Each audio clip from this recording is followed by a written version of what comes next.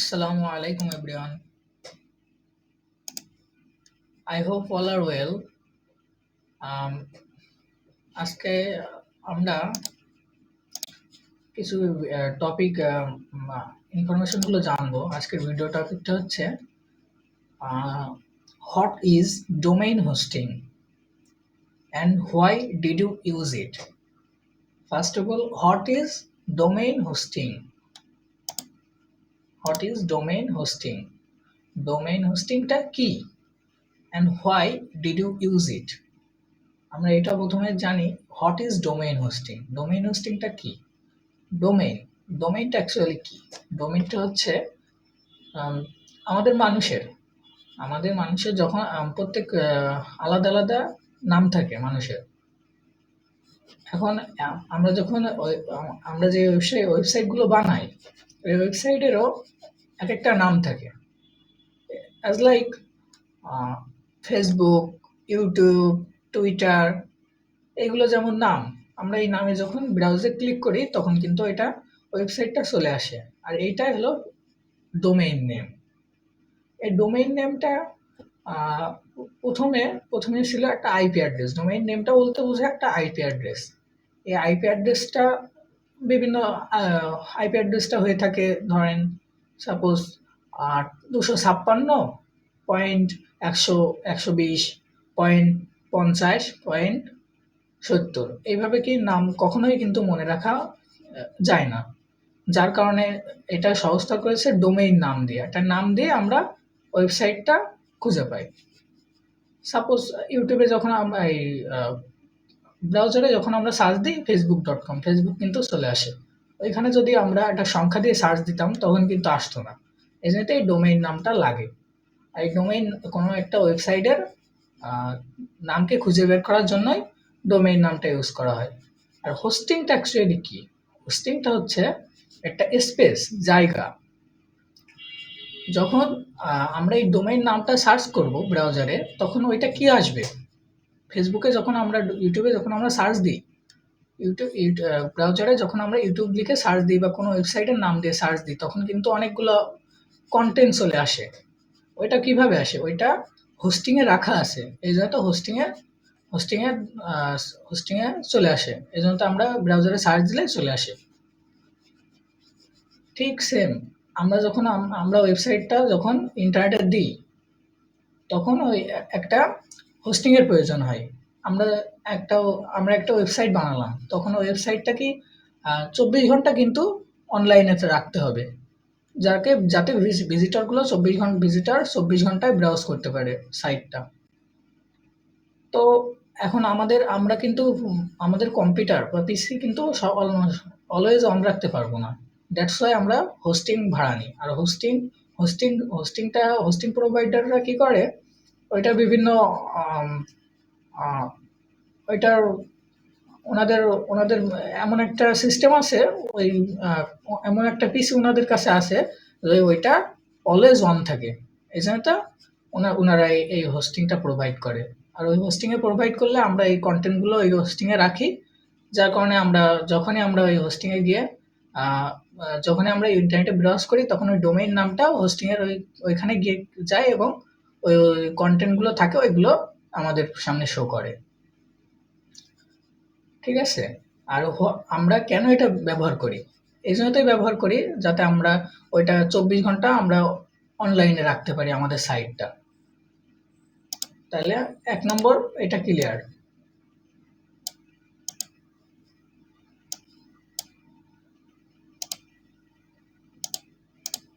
2 নম্বর, how does work share hosting? Share হোস্টিংটা কি? শেয়ার হোস্টিংটা হচ্ছে, হোস্টিং এর আবার বিভিন্ন রকম প্রকারভেদ থাকে। যেমন cloud hosting, share hosting, dedicated hosting, বিভিন্ন রকম হোস্টিং থাকে। এগুলো যে সার্ভারগুলো আমাদের হোস্টিং যা স্পেস প্রোভাইড করে। তো ওর ভিতরে একটা হলো শেয়ার হোস্টিং। শেয়ার হোস্টিংটা হচ্ছে অ্যাকচুয়ালি, সাপোজ যখন আমরা শেয়ার হোস্টিংটা কি, এই যে একটা স্পেস, এই স্পেসের ভিতরে একটা পিসি, এটা একটা পিসি, এর ভিতরে এটা হলো 1 জিবি 100 জিবি আছে এখানে এখানে 100 জিবি আছে, ঠিক আছে, সরি, এটা একটা স্পেস, এর ভিতরে এটা একটা কম্পিউটার, ঠিক আছে। এবার এই কম্পিউটারের ভিতরে এখানে 100 জিবি, 100 জিবি স্পেস আছে, 1000 জিবি স্পেস আছে, ঠিক আছে। এই 1000 জিবি স্পেস গুলোকে 10 জন, দশটা দশ দশটা ইউজার এখান থেকে হোস্টিং নেবে, 10টা বা 10টার বেশি বা কম হোস্টিং নেবে। এই একটা থেকেই কিন্তু হোস্টিং গুলো ওনারা নিচ্ছে। এটা শেয়ার করে যে এটা নিচ্ছে, এটা হলো শেয়ার হোস্টিং বলা হয়ে থাকে সাধারণত।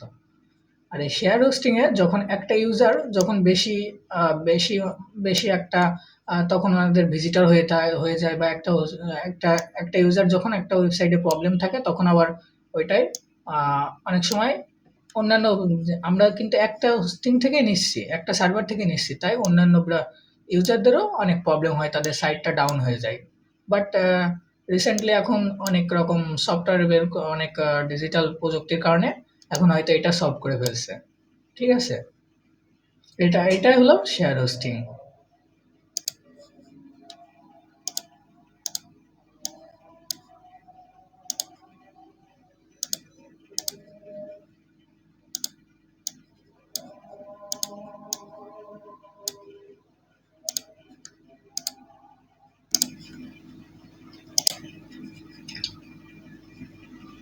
ওয়েবমেইল, থার্ড নম্বর, হোয়াট ইজ ওয়েবমেইল?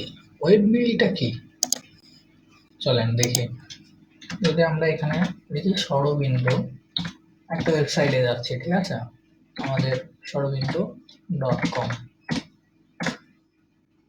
দেখুন একটা ওয়েবসাইটে যখন হেডারে একটা জিমেইল থাকে, একটা ওয়েবসাইটে একটা জিমেইল থাকে, ঠিক আছে। এই যে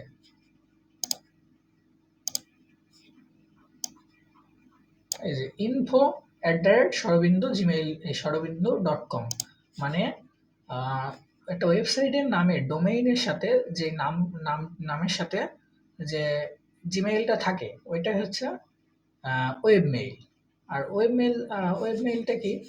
ওয়েবমেইলটা ধরেন আমরা যেভাবে জিমেইল ইমেইল ক্রিয়েট করি, ঠিক আছে, ওইভাবেও cPanel থেকে এটা ক্রিয়েট করতে হয়।